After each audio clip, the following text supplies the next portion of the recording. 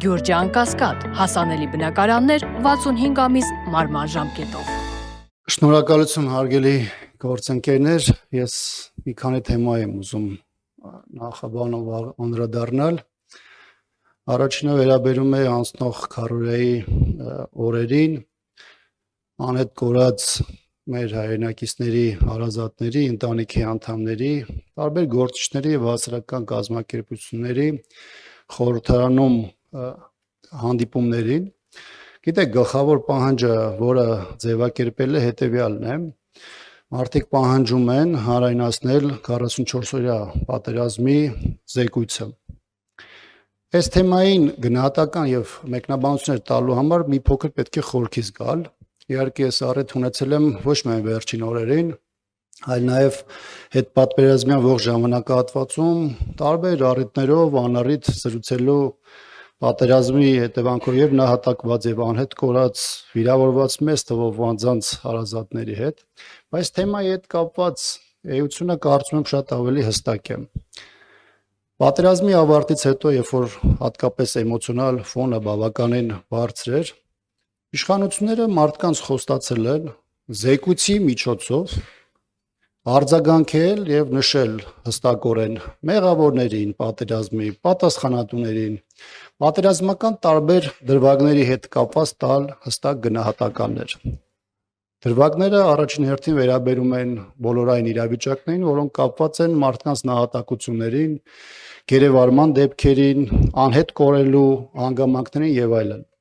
Հիմա ունենք իրավիճակ, երբ որ այդ զեկույցը պատրաստվել է, դրա իրավական վիճակի հետ կապված, գիտեք, նույնիսկ իշխանության ներսում է բավականին հակասական եւ բարդ իրավիճակ ստեղծվել, եւ ըստ էության այս պահին այդ զեկույցը ունի արխիվացվածի կարգավիճակ։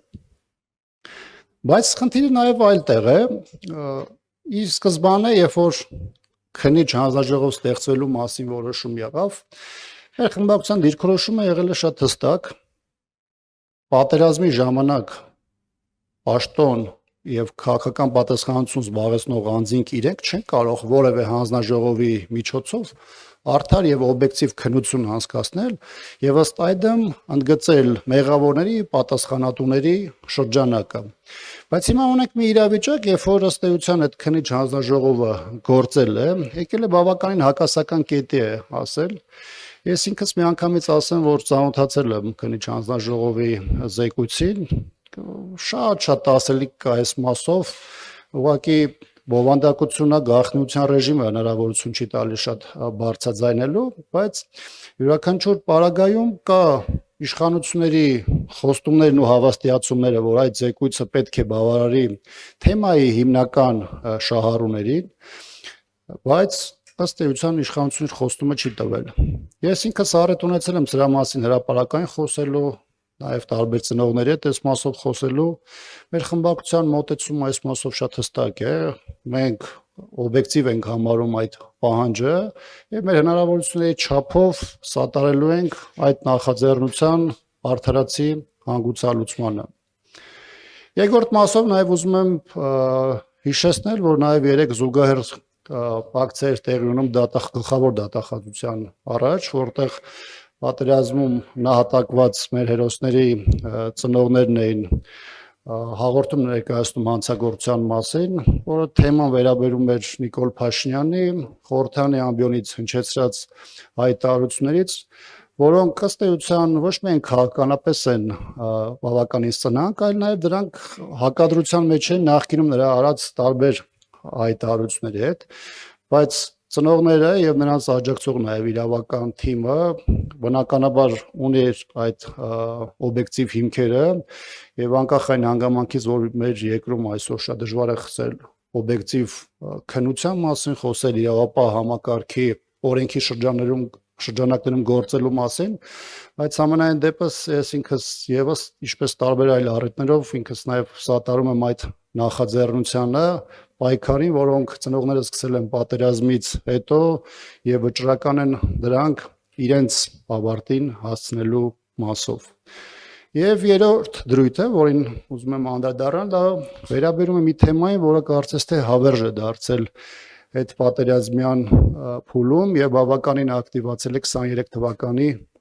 Արցախի դեմ իրականացված ագրեսիայից հետո խոսքը վերաբերում է իշխանության տարբեր ներկայացուցիչների եւ մասնավորապես իշխող ուժի առաջնորդի հնչեցրած այն մոտեցմանը, որ արցախցիները փախել են, ընդ որում այս թեման տարբեր փուլերում, տարբեր տրամաբանության մեջ որոշակի տրանսֆորմացիա է ենթարկվել, բայց դրանից իր էությունը չի փոխվել։ Սա հետ կապված, գիտեք, բազմաթիվ գնահատականներ, մեկնաբանություններ կան, որոնք տարբեր կոշտության եւ սրության մեջ կարելի է ներկայացնել, բայց մեկ հարցադրում եմ ուզում անել, որը միգուցե հռետորական է, միգուցե հռետորական չէ, որը հետեւյալն է. եթե 23 թվականին